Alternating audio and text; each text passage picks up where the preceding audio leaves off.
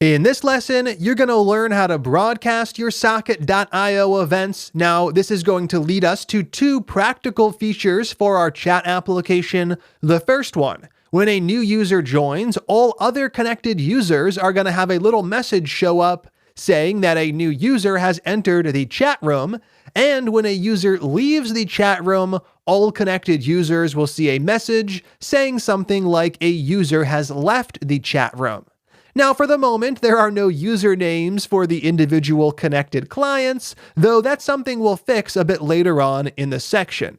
For now, the goal is to just get those messages showing up. One when a user joins and another when a user leaves. So let's go ahead and figure out how we're going to do this by heading over to index.js, as we're going to make some changes to the callback function for the connection event. Now, when it comes to emitting events, we have two ways to get that done. The first is to use socket.emit. We know that emits the event to the single client that we're referring to. And we also have io.emit, and we know this emits the event to every single connected client. When we broadcast an event, we send it to everybody except the current client. So that's going to allow us to send a message saying something like a new user has joined to everybody except the new user who's joining. So right here, what we're going to do is use the following. That is socket.broadcast.emit. Now, emit works here just like it works anywhere else. The only difference is that it's going to send it to everybody except this particular socket. So right here, what I can do is emit a message, and I can say something like the following: a new user has joined. Perfect.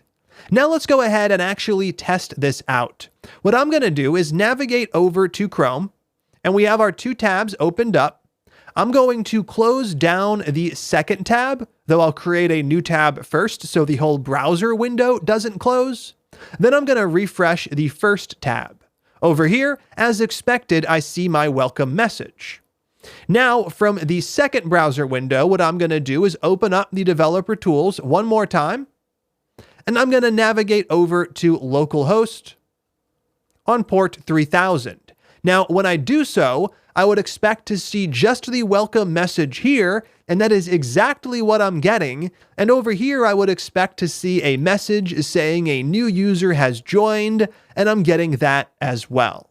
So now we have three ways that the server can emit an event. I can use socket.emit to emit it to that particular connection. I can use socket.broadcast.emit to emit it to everybody but that particular connection. And finally, io.emit to send it to everyone. So there are cases where you want to use all three. It's not like one is better than the other. They just do different things, and they're going to be used in different situations, depending on who should be notified about what's going on.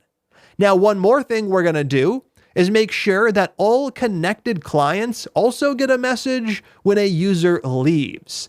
Now, to get that done, we have to figure out how we can run some code when a user gets disconnected. For example, when they close their browser tab. Now, there are two main built-in events, and one we already explored. That was io.onConnection, which allowed us to run some code when a given client connected.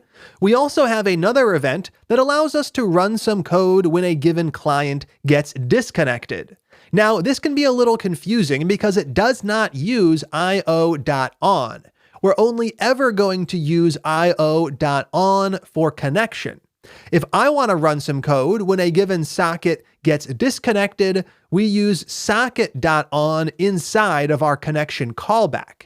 Now, in this case, we're also using a built-in event, so the name needs to match up exactly. That is disconnect.